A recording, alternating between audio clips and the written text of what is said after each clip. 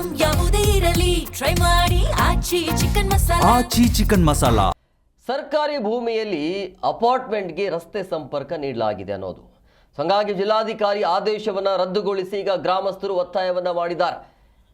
1 ಗುಂಟೆ ಹೆಸರಿನಲ್ಲಿ 6 ಗುಂಟೆ ಗುಳು ಮಾಡಿದ್ದಾರೆ ಅನ್ನುವಂಥ ಆರೋಪ. ಬೀದರಲ್ಲಿ ದೊಡ್ಡಗುಬ್ಬಿ ಗ್ರಾಮದ ಸರ್ವೆ ನಂಬರ್ 14 ಭೂಮಿ ಅದು.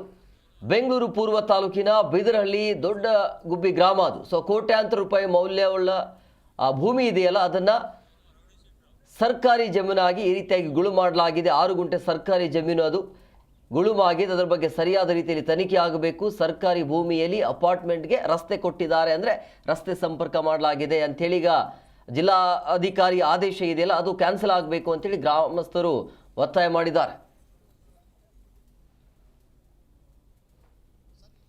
ಹೋಬಳಿ ದೊಡ್ಡಗುಬ್ಬಿ ಗ್ರಾಮಕ್ಕೆ ಸೇರಿದ ಸರ್ವೆ ನಂಬರ್ 14ರಲ್ಲಿ ಸರ್ಕಾರಿ ಕುಂಟೆ ಜಮೀನು ಅಂತ ಇರ್ತದೆ.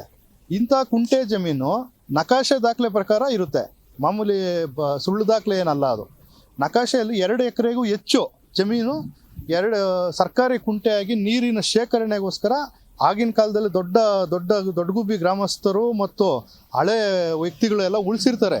ಅಂಥ ಜಮೀನನ್ನ ಇವರು ಕಬ್ಜಾ ಮಾಡಬೇಕು ಅಂತ ಹೇಳ್ಬಿಟ್ಟು 6 ಕುಂಟೆ ಜಮೀನು ಸರ್ಕಾರದ್ದು ಅಂತೇಳಿ ತಹಶೀಲ್ದಾರ್ ಅವರೇ ಬಂದು ಬೋಲ್ಡ್ ಹಾಕಿದ್ದಾರೆ. ಮೊನ್ನೆ ಜಿಲ್ಲಾಧಿಕಾರಿಗಳ ಆದೇಶದಂತೆಯೇ ಮಾಡಿದ್ದಾರೆ.